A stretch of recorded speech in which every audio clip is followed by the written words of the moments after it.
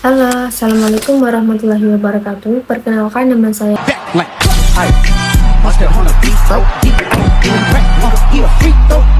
Jadi pada pertemuan video kali ini saya akan membahas sebuah kasus nyata yang pernah terjadi di Indonesia, yaitu kasus kehamilan di luar nikah yang terjadi di Sragen, Jawa Tengah pada tahun 2021 dan kemudian menganalisisnya dalam perspektif hukum pidana Islam.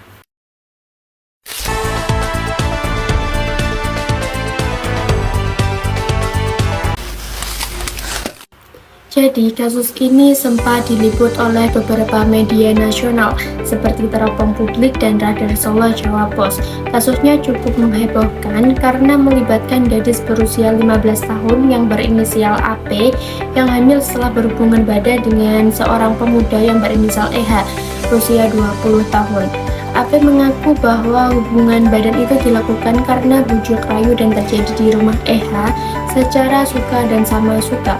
Setelah AP diketahui hamil, keluarga kemudian melaporkan hal ini kepada aparat desa dan kasus tersebut menjadi pembahasan di masyarakat luas.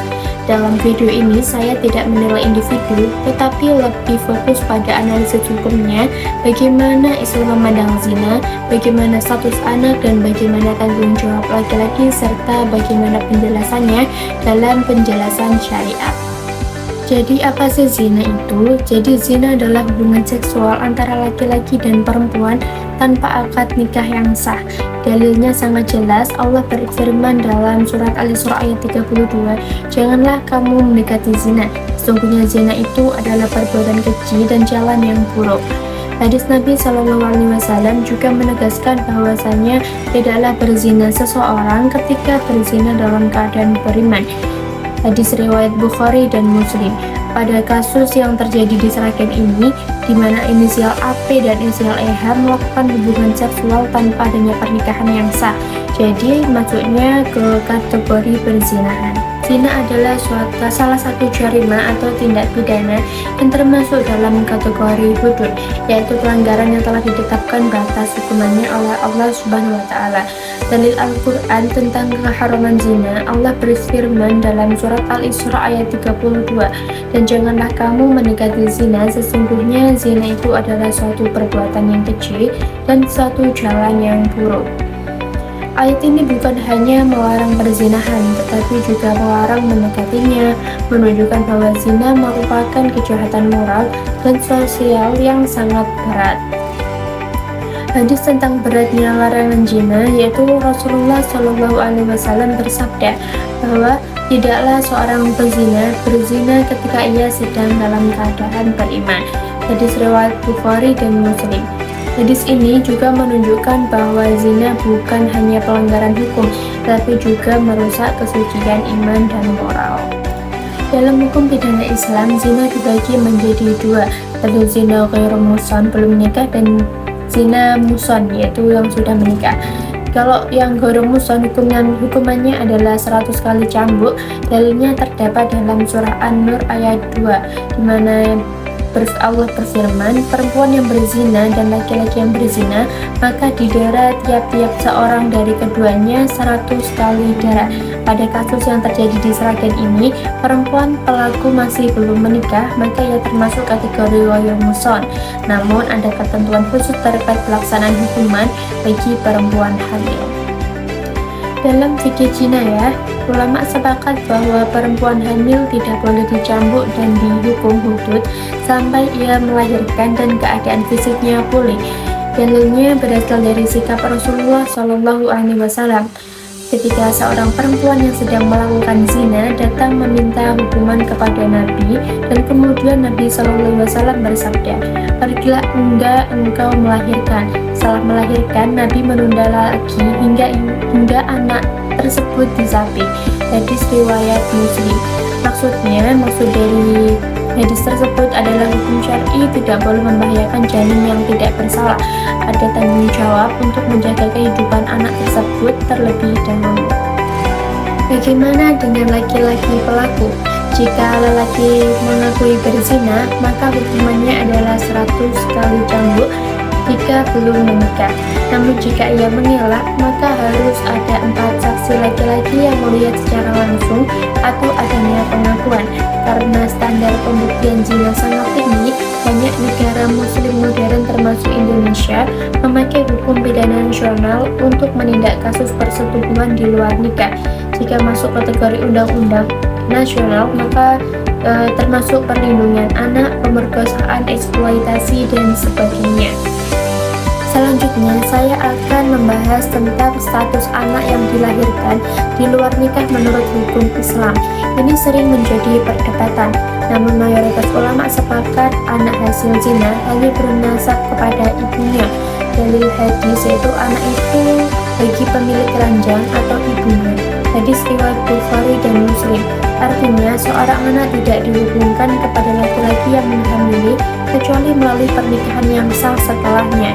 Kemudian, ibu tetap berkewajiban merawat anak. Kewajiban nafkah, pengasuhan, dan perlindungan dimiliki oleh sang ibu. Sedangkan ayah biologisnya tidak memiliki hak wali maupun hak waris. Keluarga korban berharap bisa diselesaikan dengan musyawarah mufakat karena AP dan EH sudah sama-sama mengakui hubungan tersebut. Akan tetapi jika secara kekeluargaan tidak dapat ada titik temu, maka sangat dengan terpaksa akan dilaporkan kepada aparat yang berwajib, yakni kepolisian dan Dinas Pengendalian Penduduk, Keluarga Berencana, Pemberdayaan Perempuan dan Perlindungan Anak Kabupaten Sragen, serta kepada Komisi Perlindungan Anak Indonesia yaitu KPAI yang dimandatkan oleh Undang-Undang tentang Perlindungan Anak. Berdasarkan kasus perzinahan di atas, karena standar pembuktiannya sangat ketat, hukuman hudud sering tidak dapat diterapkan secara formal, mengingat kita berada di negara nasional. Sehingga bila kasus seperti ini masuk ke hukum Islam kontemporer, biasanya pelaku laki-laki dikenai takzir oleh hakim seperti denda, penjara, wajib konseling, maupun tindakan untuk memulihkan nama baiknya atau rehabilitasi atau tindakan sosial. Mengingat AP adalah anak di bawah umur, menurut Undang-Undang tentang Perlindungan Anak memberikan batasan usia anak, yakni seorang yang belum berusia 18 tahun. Aturan yang digunakan adalah Undang-Undang Nomor 17 Tahun 2016 tentang penetapan peraturan pemerintah pengganti Undang-Undang Nomor 1 Tahun 2016 tentang perubahan kedua atas Undang-Undang Nomor 23 Tahun 2002 tentang perlindungan anak menjadi undang-undang. Menurut ayat 1 pasal 82 undang-undang tersebut, pelaku pencabulan terhadap anak dipidana penjara paling sedikit 5 tahun dan paling lama 15 tahun dan denda paling banyak adalah 5 miliar rupiah.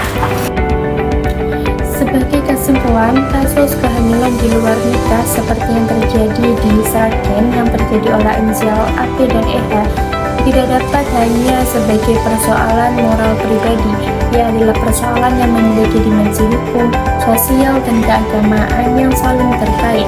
Dalam hukum pidana Islam, hubungan seksual di luar perkawinan tetap dikategorikan sebagai perzinahan dan status hukumnya termasuk jarimah yang berat dengan sanksi yang telah ditetapkan oleh Nas, baik Nas Al-Quran maupun Nas Hadis.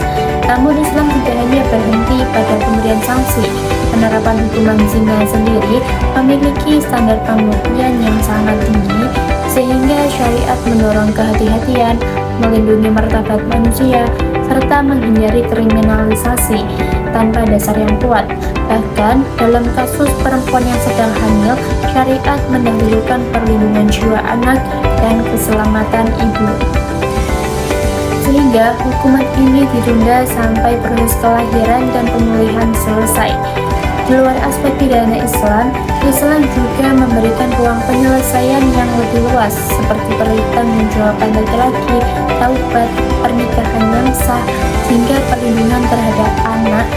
Terlepas bagaimana ia dilahirkan, pendekatan ini menunjukkan bahwa tujuan hukum Islam bukan hanya sekadar menjatuhkan hukuman, tetapi mengarahkan pada kemaslahatan, perbaikan moral, dan pencegahan kerusakan sosial.